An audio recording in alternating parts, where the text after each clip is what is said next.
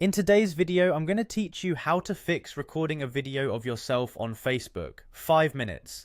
If your camera isn't showing up when you try to record on Facebook, the most common cause is that your web browser is blocking access. The good news is that you can fix this quickly by adjusting a single permission. Start by opening your browser and going to facebook.com. Make sure you're signed in and on any page where you might record, like creating a story, going live, or attaching a video to a post. Now look at the very top of your browser. In the address bar, you should see a small lock icon next to the website address. Click that lock.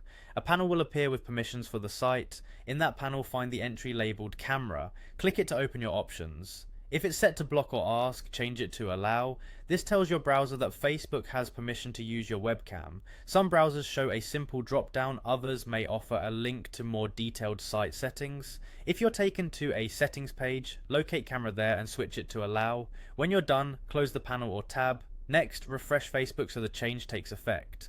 After the page reloads, try starting your recording again. If your browser shows a prompt at the top asking to allow camera access, choose allow. If you have more than one camera, look for a small drop down in the prompt or within Facebook's recording tool to select the correct device. If you still don't see video, here are a few quick tips. First, make sure no other app is using your camera. Close any video call or recording software and try again. Second, verify that your browser is up to date.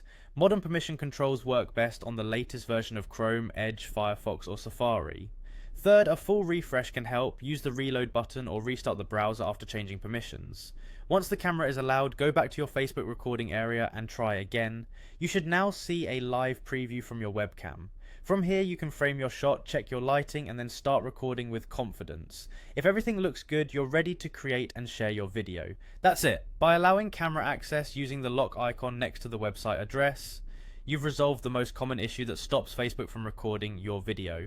Thanks for watching and happy recording.